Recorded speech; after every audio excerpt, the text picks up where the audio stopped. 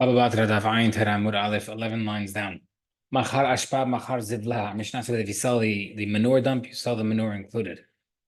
So we see that it's considered inside and it's sold together. Now we're bringing a Mishnah regarding making something hekdesh. It's not hatam.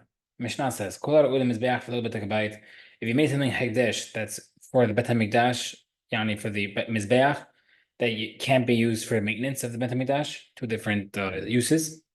The Bet Habayit v'lo mizbeach, or if you made something for the maintenance, but not for the mizbeach, lo mizbeach, lo b'tekabait, something that's fit for the neither for the mizbeach, neither for the maintenance. Mo'alin b'hen, but mash b'tachan, the item itself and what's inside can both be have me'ila. So it's an inverse thing. When it has me'ila means that if you use it, you're chayav from stealing from Bet HaMikdash. So you might think that it means it's mutar if it has me'ilah. It's the opposite. If there is me'ilah, that means there is stealing. So it and its contents both have me'ilah. Okay, I said, what's the case?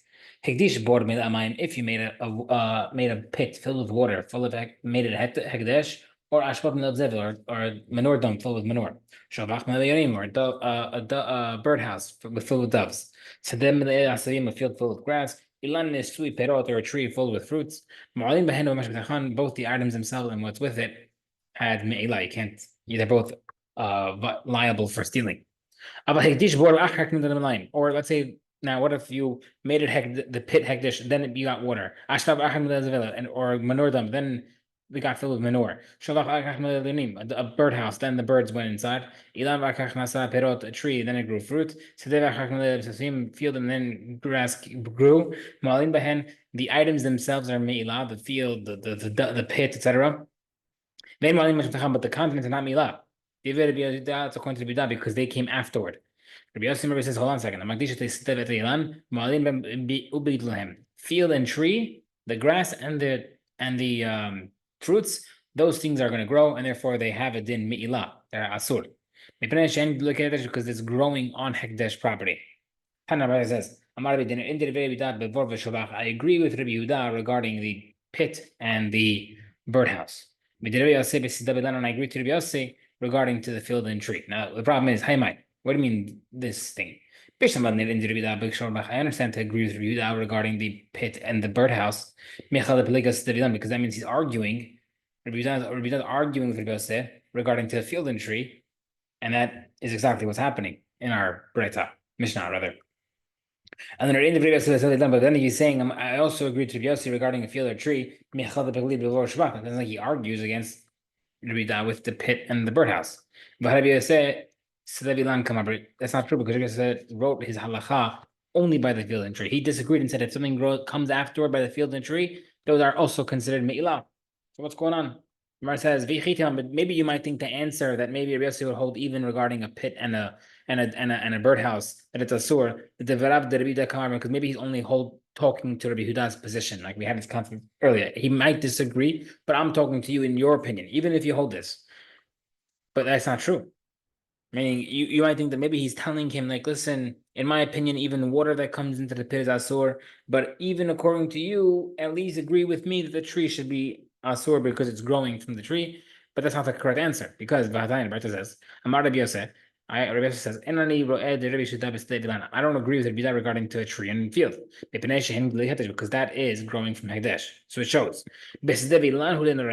He only disagrees regarding the field and tree. But he does agree regarding to a pit and a birdhouse.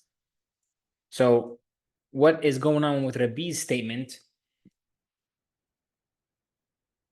regarding the second pit, regarding the second statement about agreeing to Rabbi Yossi?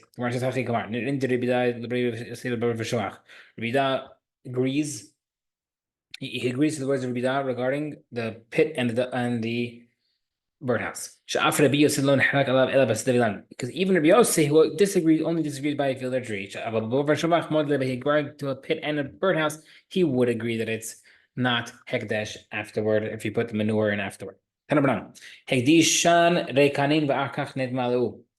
If someone made something hekdesh when they were empty and then they got filled, the items are mo'el, you are asur.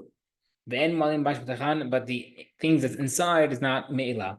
That's like Tanakama. Rabbi Shimon says, Even afterward, they are asur. They still have mi'ilah. The machloket over here is Tanakh and Bezar regarding the field or tree. Same thing as Rabbi Yehuda regarding the field or tree that grows afterward. Tanakh has some like Rabbi Yehuda. Tanakh holds like Rabbi Yehuda that it's if it comes afterward, it's not asur. Those are Rabbi Shimon. So Rabbi Shimon holds like Rabbi Yossi that it grows afterwards. Asur. Regarding to a pit and a birdhouse, but they would agree together that regarding to a pit and a birdhouse, like the other Mishnah, that it comes afterward is asur. The Gemara says, while they're filled, they are asur and inside asur. That's Tanakh. But Rabbi Shimon switches the opinion, saying that it's not hekdesh. So the question of if you want to tell me that it's talking about a case of tree or field, hekdesh, am I machlif? Why would he switch his opinion?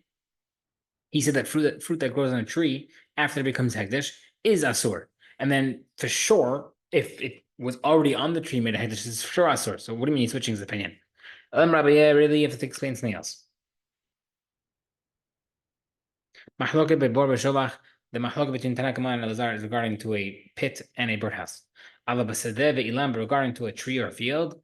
Divrei hakol mu'alin behen u'b'masha b'tochan. Everybody would agree that the item itself and what's inside is asur. Regarding to a pit and a birdhouse, when it's empty and then it gets filled, what's the machloka based off of? And when it's filled, what's the machloket? What's the mahloket in both cases, empty or filled? When it's empty, then it gets filled afterward. It's a famous mahloket between Rabbi Meir and Rabbanan. Tanakh holds like Rabbanan.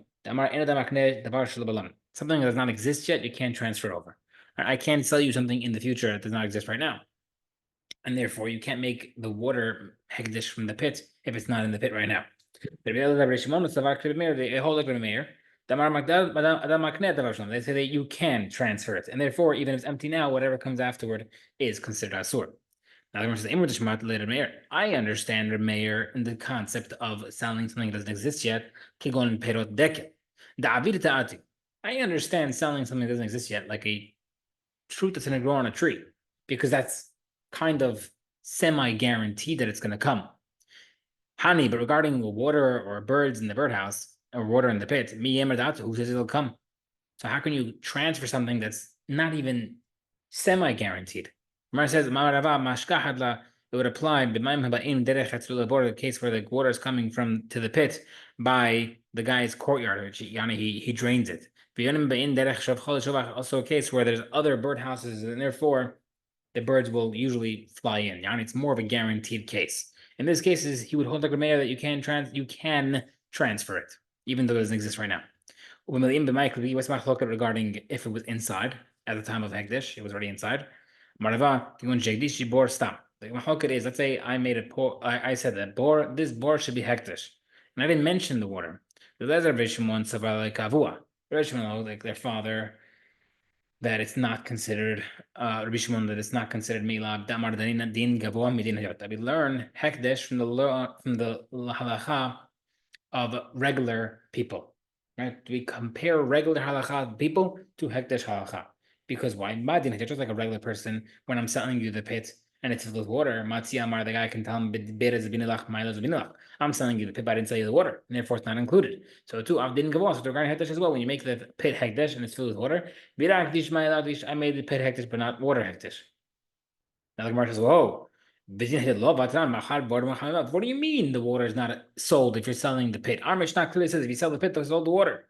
No, our Mishnah is only a single Tana opinion, but he's overridden. The Tana says, if someone sold the pit, he does not sell the water. It says, you sell the pit, you do sell the water. Our Mishnah follows Rabbi Natan. Rabbi Lazar gets overcome regarding his opinion that it's not sold. And that's how he learns the case of Hekdesh as well, that if I make the pit Hekdesh, even if the water's inside, it's not included, just like the sale. New Mishnah. Someone buys the birds from a birdhouse, from his friend. He has to allow the first pair of doves that are born to go with their mother. They're not included in the sale. We'll explain why. Let's say I'm trying to buy the bees from a beehive. Notel Shoshan Nehilim, he could take 3 swarms of bees. Umesares, and he cuts off. We'll explain what that means. Halal Davash, we want to buy the honeycombs of a beehive. Maniach Shnei Halot, I have to leave 2 honeycombs behind to last the bees for the winter. Zatin Lakos, I want to buy olive trees to cut for the wood. Maniach Shnei Gifrifiot, I have to leave 2 branches behind so that the tree doesn't die.